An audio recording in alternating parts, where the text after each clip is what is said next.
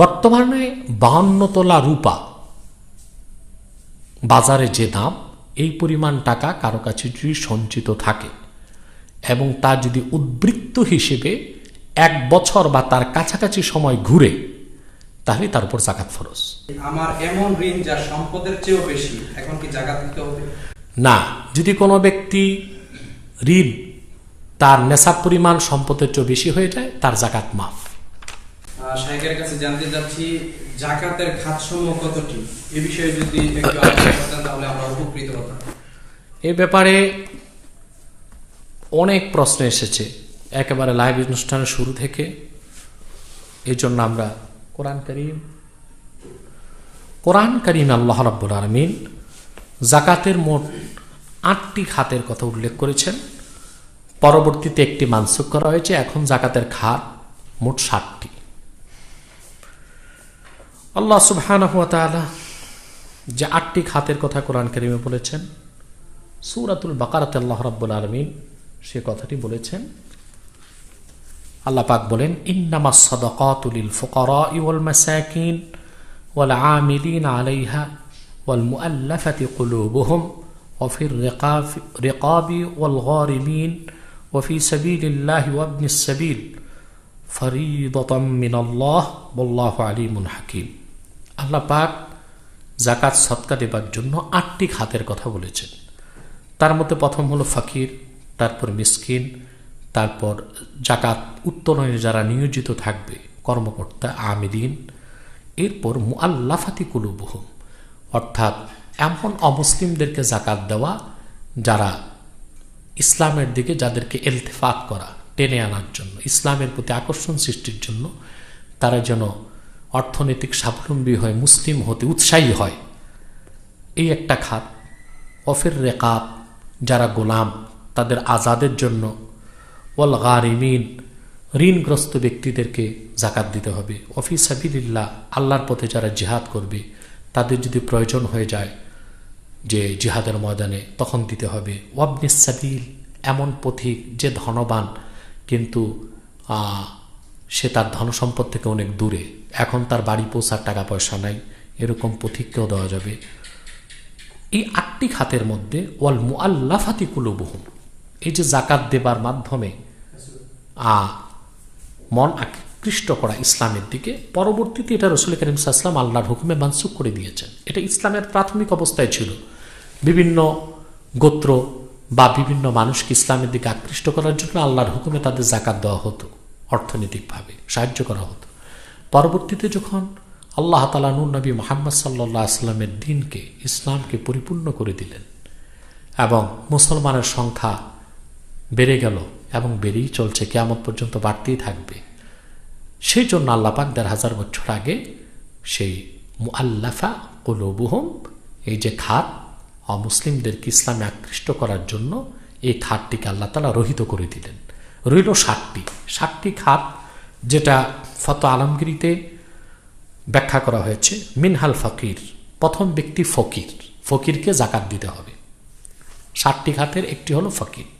ফকিরকে আমরা ফকির মনে করি যে ভাঙ্গা বাসন নিয়ে ভিক্ষা করে লোকটা ফকির, যার এই ছিদ্র প্লেটে ভিক্ষা করে এই লোকটাই ফকির। না, এই লোকটা ফকির না, এতে আমরা অনেক মানুষকে যাকাত থেকে বঞ্চিত করি। ফকির হলো ওহুয়া মান লাহু আদনা শাই ওহুয়া মা দুনান নিসাব। ফকির হলো সেই ব্যক্তি যে একেবারে নিঃস্ব নয়, ঘরে কিছু আছে এবং ঘরে যা আছে তার সেটা নেশাব পরিমাণ না, নেশাব পরিমাণের কম। নেশাব পরিমাণ যার, সে তো আর ফকির না, তার নিজের উপর যাকাত ফরজ। বর্তমানে আমাদের দেশে 52 তোলা রূপা বা তার সমমূল্য নগদ টাকা যার আছে, সমস্ত প্রয়োজন শেষে তা সঞ্চিত থাকে এবং 1 বছর ঘুরে সে ব্যক্তির উপর যাকাত ফরজ। এই 52.5 তোলা, এই 52 তোলা রূপা বা এই পরিমাণ টাকা যার নেই, এর কম, সে লোকটাই ফকির, তাকেই যাকাত দেওয়া যাবে। এই দৃষ্টি আমাদের দেশে অনেক নিম্নবিত্ত আছে যারা ভিক্ষা করতে পারে না কিন্তু যাকাতের হকদার, তাদেরকে আমরা যাকাত দিলে, ভিক্ষুককে যাকাত দিলে যে সব তার চেয়ে বেশি হবে, কারণ ওই লোকটা তো হাত পাততে পারছে না। ওমিন হাল মিসকিন, আর দ্বিতীয় প্রকার হলো মিসকিন। মিসকিনকে ওহুয়া মান লা শাইআ লাহু ফায়াহতাজু ইলাল মাসআলা লিকুওয়াতিহি, সেই ব্যক্তি যার করে কিচ্ছু নাই, এক বেলার খানা আছে আরেক বেলার খানা নাই, আরেক বেলা খাওয়ার জন্য মানুষের কাছে হাত পাততে হয়, এটা হলো মিসকিন। আমাদের দেশে থালা বাটি নিয়ে যারা আল্লাহর রাস্তায় ভিক্ষা দেন এরা মিসকিন, এরা ফকির না, এদেরকে দিতে হবে। তৃতীয় হলো অমিনহাল আমেল, আমেল ব্যক্তিকে দিতে হবে।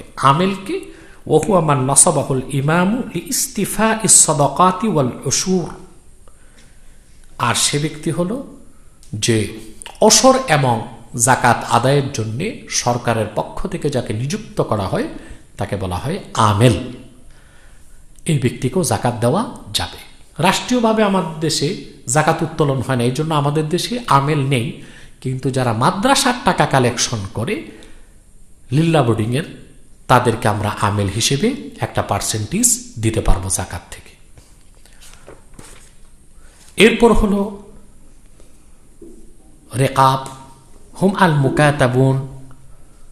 চতুর্থ খাত হলো এমন ব্যক্তি যারা মুসলিম কিন্তু গোলাম, তাদের আজাদ করার জন্যে জাকাতের টাকা দেওয়া যাবে। অর্থাৎ মুকাতাব হচ্ছে এমন গোলাম যিনি তার গোলাম, তাকে লিখিত পরিত আছে যে এত টাকা সে শোধ করতে পারলে তাকে আজাদ করে দেওয়া হবে। এখন তার গোলাম আজাদির জন্য যদি কোনো মমিন মুসলমান তার জাকাতের পয়সা থেকে টাকা দেয় তাইলে এটাও জায়েজ, এটাও একটা খাত। পঞ্চম হলো অমিনহাল গারেন ওহুয়া মান লাজিমাহু দাইনুন ওয়ালা ইয়ামলিকু নিসাবান ফাদিলান আন দাইনিহি, এমন ঋণগ্রস্ত ব্যক্তি যার নিজের নেশাব পরিমাণ টাকা নেই, অর্থাৎ তার উপর জাকাত ফরজ হয় এই পরিমাণ টাকা নেই, কিন্তু সে ঋণগ্রস্ত, তার ঋণ পরিশোধের জন্য জাকাত দেওয়া যাবে। কিন্তু ধনী ঋণগ্রস্ত, যেমন আমাদের দেশে যত শিল্পপতি এদের হাজার হাজার কোটি টাকা, আবার তারা ব্যাংকের কাছে ঋণগ্রস্ত, এইসব চোর চোরটাকে জাকাত দেওয়া যাবে না। এরপর হলো ফি সাবিলিল্লাহ, যারা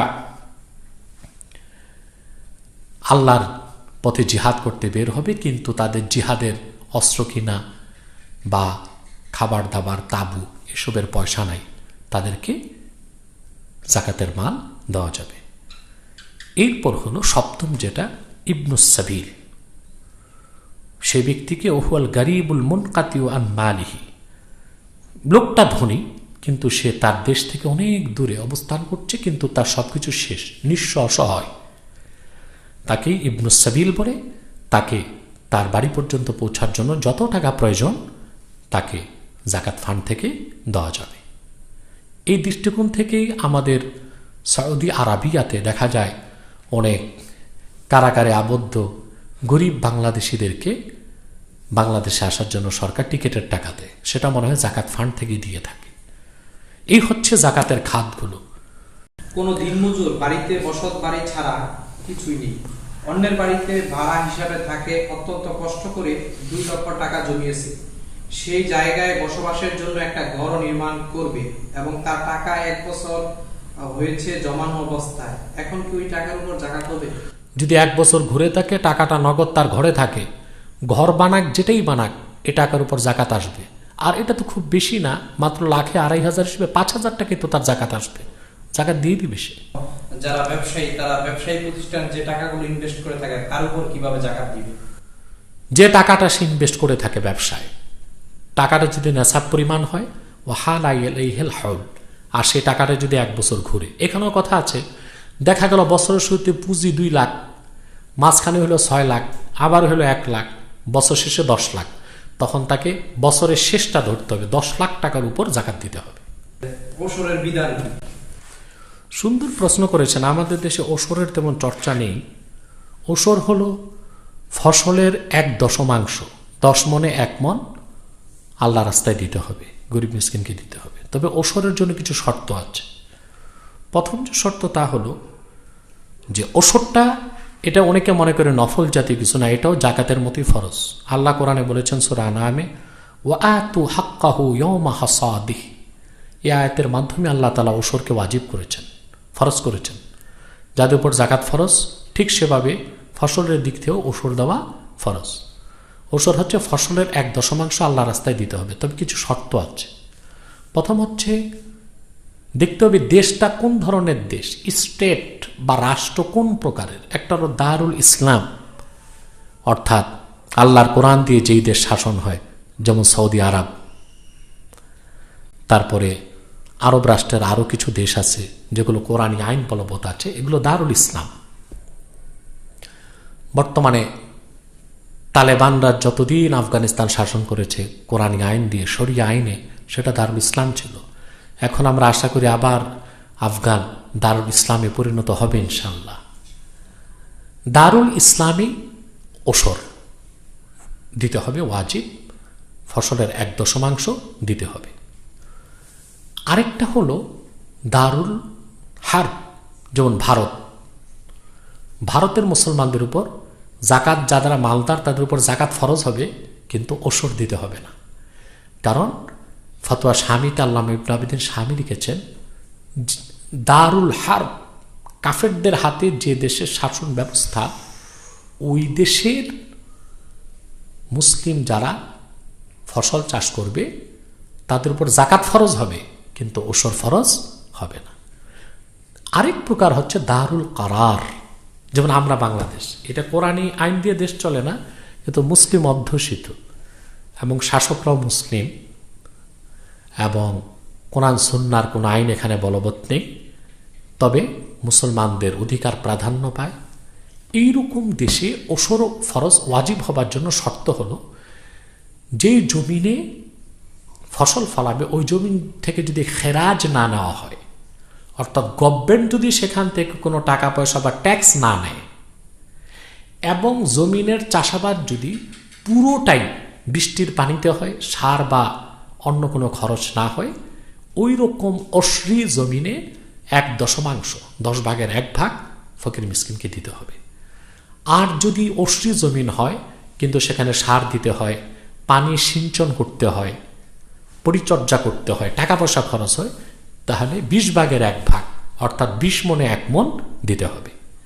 তা আমি যা মনে করি, বাংলাদেশে প্রত্যেকেরই চাষাবাদ করতে প্রচুর টাকা খরচ হয়ে যায়, পানি চাষ করতে হয়, সার দিতে হয়, বিভিন্ন খরচের পর এদেশে মূলত ওষুধটা আসে না ব্যক্তিগত যারা চাষাবাদ করে। কিন্তু যারা ফার্মিং করছে, হাজার হাজার বিঘা জায়গা কিনে বাংলাদেশে ফসল উৎপাদন করছে বাণিজ্যিক ভিত্তিতে, তাদের উপর ওসর ওয়াজিব, 1/10 ওসর তাদের দিতে হবে। পাশাপাশি আরেকটি প্রশ্ন, যে আমার আম্মুর নামে কিছু টাকা এবং আমার নামে কিছু টাকা জমা আছে, আম্মু আর আমার টাকা যোগ করে জাকাত দিতে হবে কি? আম্মুর নামে টাকা, তার নামে টাকা, হ্যাঁ, দুইজনের টাকার উপর যদি নেশাব পরিমাণ হয়ে জাকাত আসে, তাহলে জাকাত দিবে, উভয়ের ভাগ করে নিবে, প্রত্যেকের অংশ থেকে অর্ধ-অর্ধি দিয়ে দিবে। আমার এক আত্মীয়, ওনার স্বামী বিদেশে থাকে, কিন্তু বর্তমানে ওনার চলতে কষ্ট হচ্ছে, টাকা হাওলাত নিয়ে চলতেছে, ওনাকে জাকাত দেওয়া যাবে? জি, উনি যদি ফকির হয়, ফকির মানে ভিক্ষুক না, অর্থাৎ যার কাছে খাওয়া পড়ার টাকা পয়সা আছে, কিন্তু তিনি তার উপর জাকাত ফরজ হয় নাই, এই পরিমাণ টাকা নেই, তাকে জাকাত দেওয়া যাবে।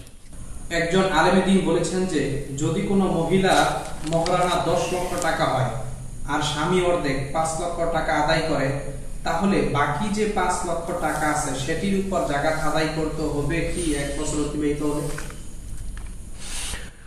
জাকাতের জন্য শর্ত হচ্ছে যে জাকাত যখন হস্তগত হবে, যেমন স্ত্রীর 5 লাখ টাকা জাকাত পাচ্ছে তিনি স্বামীর কাছে, তো স্ত্রীর হাতে যতক্ষণ না আসবে, মিলকিয়াত তার হাতে না আসবে, ততক্ষণ পর্যন্ত জাকাত দিতে হবে না। আর স্ত্রী যে 5 লাখ টাকা স্বামী যে দিচ্ছে না, সেটাও তো সে অক্ষমতার কারণে পারছে না, সে টাকাটাও তো তার কাছে নেই, তাইলে তার উপর ও জাকাতটা আসতেছে না। আর যদি 5 লাখ টাকার উপরে সম্পদ স্বামীর কাছে থাকে, সেটার উপর তো স্বতন্ত্র জাকাত আসবে, সেটা তো জাকাত স্বামী দিয়ে দিচ্ছে। কোন প্রয়োজনে জমি বিক্রি করে আমার হাতে 10 লক্ষ টাকা রয়েছে, সেই টাকা জাকাত দিয়ে দিতে হবে কি? অবশ্যই দিতে হবে। যদি টাকাটি তার কাছে, বিষয়টা যদি এমন হয় যে সে বছরের শুরু থেকে তার কাছে এত টাকা ছিল, যেটা সে মালিকে নেশাব ছিল, সাহেবে নেশাব ছিল, দেখা গেল 1 লাখ 2 লাখ টাকা তার কাছে ছিলই সব সময়, তো সেই টাকাটার কারণে সেই 1 লাখ 2 লাখ টাকার উপর তো তার বছর ঘুরে গেছে। এখন বছর শেষে 10 লাখ টাকা আসাতে টোটাল টাকার উপর জাকাত তার উপর ওয়াজিব হবে। শাইখের কাছে জানতে চাচ্ছি, আমার বাবা একটি মসজিদের ইমাম, উনি 3500 টাকা বেতন পান, আমার ভাই একটি কোম্পানিতে চাকরি করে 12,000 টাকা পায়। আমাদের নিজের জমি আছে 1 কানি, তাতে ফসল চাষ করা হয়। এই অবস্থায় আমরা কি জাকাত